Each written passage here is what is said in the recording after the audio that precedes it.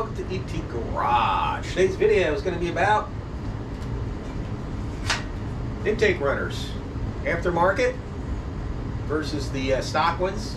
If you're in the market for a set of these aftermarket ones and you see them used, how you can tell the difference if they're stock or the aftermarket ones. So hold tight and I'll get to showing you that.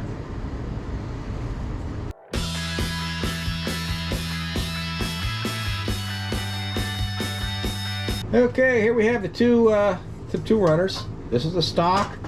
This is the aftermarket. If you're in the market for a used set and you see them and you're not sure if they're stock or the AS&M large tube runners, one simple way to know: stock factory ones will have this casting right here that sticks up further. The AS&M ones don't have that.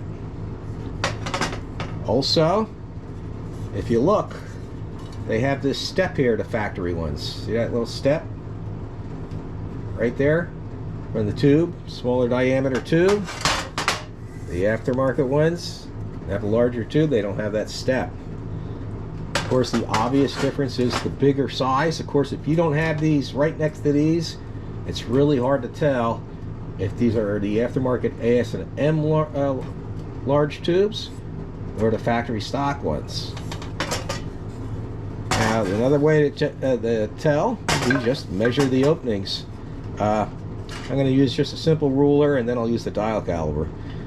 But the stock ones are just over 1.5, and the aftermarket ones are just over 1 5/8. Here, I'll get a dial caliber reading for you. Now these, I think I might have opened up a little, so they're a little bigger on the stock ones at one time. But basically you could say 1.5, 1 inch, 531 thousandths, just rounded down a little. The aftermarket ones, 1 inch, 649 thousandths, almost, yeah. Pretty damn big, a lot bigger. That little bit of difference makes a big difference. If you do buy these, you want at a minimum to port match the plenum. It does make a big difference. At least it did on my 383. It made a big difference in seat of the pants. And another thing you look for, depending on what year tune port you have, the earlier years had the 9th injector, later years did not have the 9th injector. So these are made for both years. If you order it for the later years, it'll come with this plug off for the 9th injector, so you don't have to plug it off. And then it's also siliconed here and here.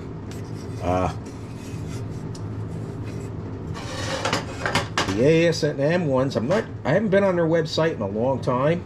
If they're still making them, I'll leave a link down in the description box. And when I bought these were years ago, they made them in small batches, so if they didn't have a batch available, you just have to wait for them to come up with a new batch. And back then, with shipping, was just over 500 bucks. I'm not sure what they go for now, but they do give a seat of the pants difference on my 383. I'm guessing how much of a difference they make on a stock 350 or a 305. I couldn't tell you.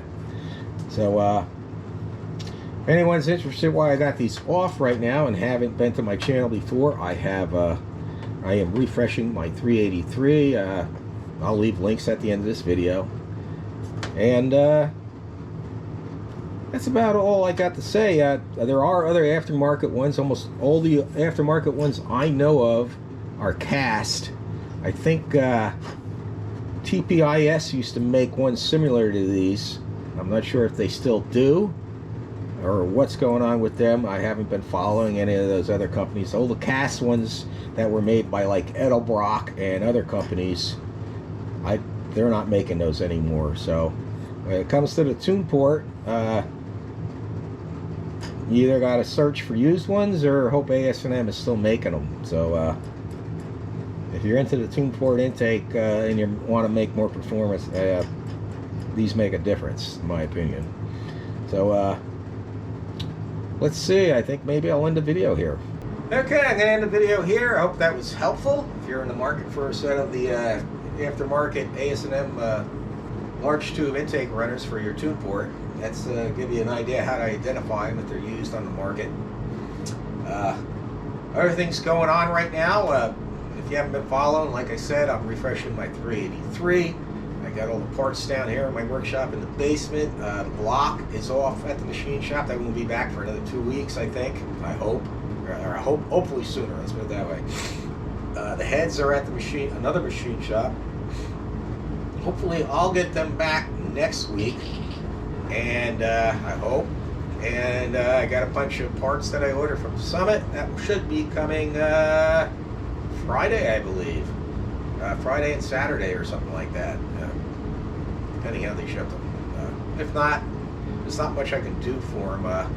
I'll go over in the next video things I'm doing, like cleaning up all the bolts, chasing threads. I'll go over all that stuff in another video while I'm waiting. And I got to get out there in the garage, which right now it's 15 degrees out there, so it won't be today.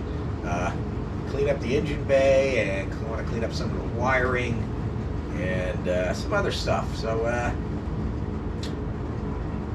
if you're not subscribed, subscribe, like, share, all that good stuff. If you don't feel like subscribing, just check back and every now and then see how my 383 refresh turns out. I'll go over everything I did it in a video and all that good stuff. So